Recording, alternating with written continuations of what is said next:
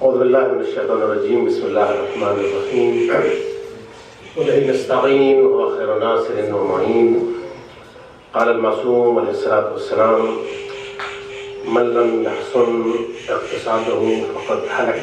اس طریقے کی روایت پرچہ یہاں چھپا ہے، اس میں روایت یہ منقول ہے کہ معصوم کا قول ہے کہ اگر کسی نے اپنے اقتصاد پر توجہ نہیں کی، اس پر کام نہیں کیا تو اس کے لیے ہلاکت ہے. لیکن انسانی زندگی میں مال کا بہت اہم رول ہوتا ہے. اگر اس پر انسان دور اندیشی نہ کرے اور کام نہ کرے تو ذلت اور رسوائی اس کا مقدر بن جاتی ہے.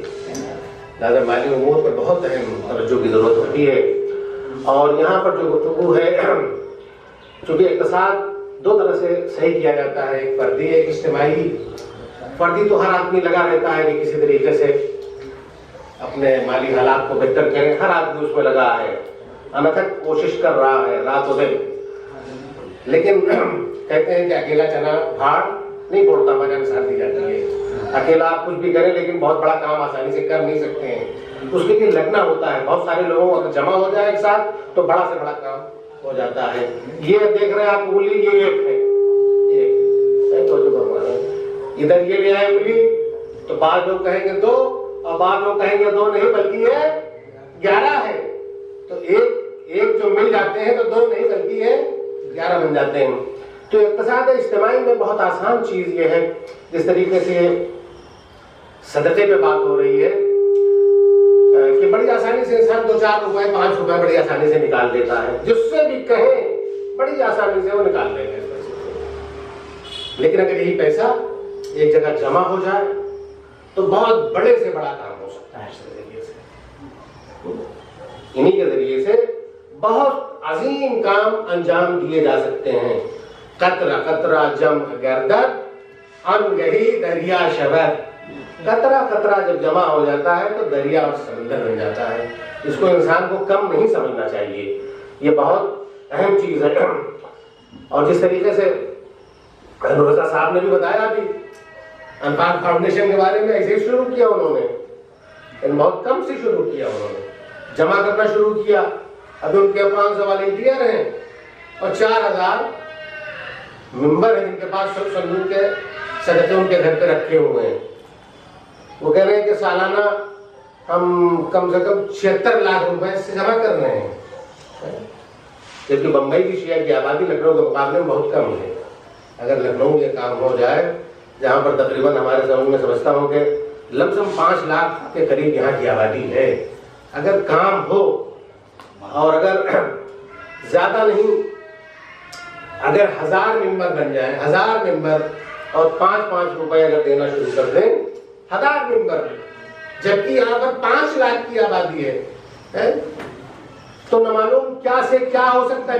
1% لوگ، صرف 1% جمع ہو جائے تو سالانہ بلکہ ماہانہ 7.5 لاکھ روپے اور سالانہ 90 لاکھ روپے جمع ہو سکتے ہیں آسانی سے. اور اس کے ذریعے سے بہت عظیم بڑے سے بڑے کام انجام دیے جا سکتے ہیں. اور آج انسان کی ترقی کا راز تعلیم میں مضمر ہے. فقر اور جہالت یہ تو بھائی بھائی ہیں. جہاں پر فقر ہے وہاں پر جہالت ہے.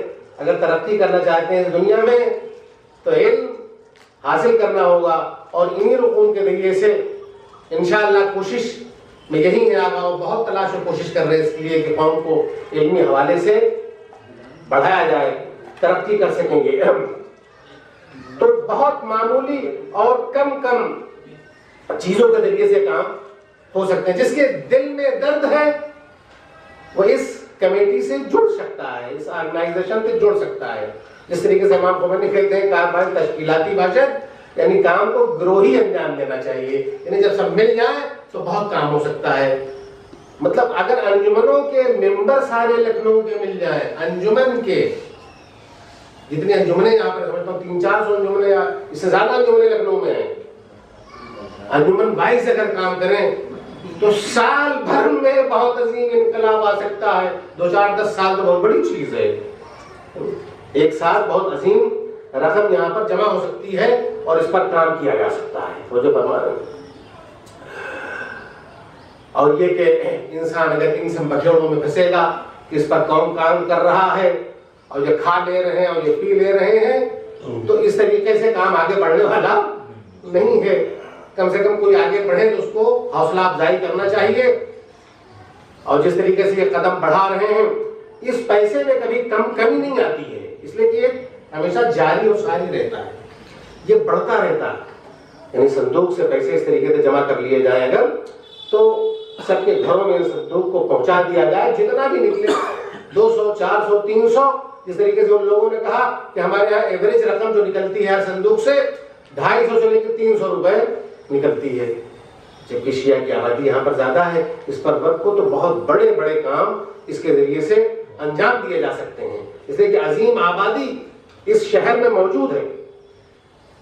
تو جو فرما رہے ہیں اور ایک دوسرے کا خیال رکھنا اس لیے بھی ضروری ہے کہ ایک شخص امام جعفر صادق علیہ السلام اس نے کہا کہ مولا ہم ایک ایسی جگہ پر رہتے ہیں کہ جہاں پر سب شیعہ ہیں. وہ اپنے میں بیان کرنا چاہتا تھا کہ بہت اچھے علاقے میں رہے ہیں، سارے لوگ شیعہ ہیں وہاں پر. تو امام نے کہا ایک دوسرے سے ارتباط رکھتے ہیں، وہ ایک دوسرے کے یہاں آتے جاتے ہیں، ان کے مسائل کو سمجھتے ہیں، ان کی احوال پرسی کرتے ہیں. کہا نہیں وہ سب اپنے کام سے کام رکھتے ہیں، کوئی کسی کے یہاں نہیں جاتا. تو کہا وہ شیعہ نہیں ہے. اقتصاد اجتماعی کو بہتر کرنے کے لیے اس سے بہتر راستہ نہیں ہے. اور اس کے ذریعے سے ہم بڑے سے بڑے کام، تعلیم کے علاوہ بھی دوسرے کام، یعنی قوم میں اگر فقراء ہیں تو ان کو راشن دیا جا سکتا ہے اسی کے ذریعے سے. اگر مریض ہیں تو ان کا علاج کرایا جا سکتا ہے. اور جو فرمانے بڑے عظیم سے عظیم کام انہی صدقات، جس کو انسان ایک معمولی رقم سمجھتا ہے لیکن اسے نکالنا بہت آسان ہوتا ہے. 2-4 روپے جب یہ جمع ہو جاتے ہیں تو ایک سمندر کی شکل اختیار کر لیتے ہیں. چونکہ وقت نہیں ہے، کئی لوگوں کو بولنا ہے تو اس پر ہم کوئی لمبی تقریر نہیں کر سکتے ہیں. آخر دعوانا الحمدللہ رب العالمین.